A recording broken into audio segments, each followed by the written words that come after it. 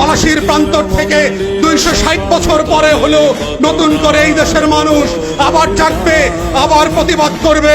যদি মনে করে থাকেন পুলিশের গাড়ি দিয়ে, ভেহিকেল দিয়ে, কানন দিয়ে, র্যাবের গুম খুনের ইতিহাস জমা করে, বিডিআর দিয়ে, সেনাবাহিনী দিয়ে বাংলাদেশের 20 কোটি মানুষের স্বাধীনতার সম্ভাবনা আকাঙ্ক্ষাকে হত্যা করবেন, বোকার স্বর্গে বাস করছেন, বাংলাদেশের মানুষকে চেনেন নাই। তারা নতুন করে যখন জাগবে, আওয়ামী লীগের কাফন কেনার টাকা পাওয়া যাবে না, কবর দেওয়ার মাটি পাওয়া যাবে না। সেই দিন আসতেছে, সেই দিনের প্রস্তুতি নেন। ফেরাউনদের লাশ কোন নদী থেকে ডুবুরিকে দিয়ে উঠানো হয় নাই। এই ফেরাউনদের লাশও বাংলাদেশের মানুষ ডুবুরি দিয়ে উঠাবে না, কোন হুজুর জানাজা পড়বে না, কোন কবর এই লাশ নেবে না। সেই দিনের অপেক্ষায় বাংলাদেশের 20 কোটি মানুষ।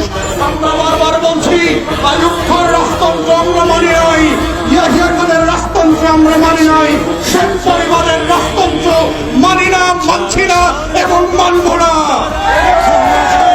ছেলে মেয়েরা যখন কোটার বিরুদ্ধে পাবলিক বিশ্ববিদ্যালয়গুলোতে আন্দোলন করছে, তখন আজকে মাত্র আমরা দেখলাম বরিশালে, কুমিল্লাতে, চট্টগ্রামে, ইভেন শাহবাগে আজকে পুলিশের সাজোয়া গান দিয়ে আমার দেশের তরুণ তরুণী শিক্ষার্থীদের উপরে গুলিবর্ষণ করা হচ্ছে, লাঠিচার্জ করা হচ্ছে। এটা পাঞ্জাবের আমল না, পাকিস্তানিদের হাতে আমরা বন্দী না, এটা 190 বছরের জমিদারি শাসন না।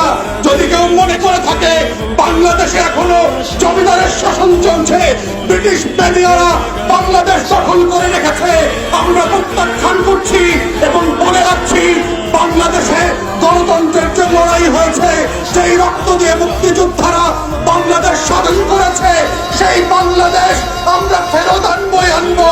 কোটা থাকবে না, ইদার শেখ পরিবার, হাসিনা থাকবে, না হয় বাংলাদেশের 20 কোটি মানুষ থাকবে।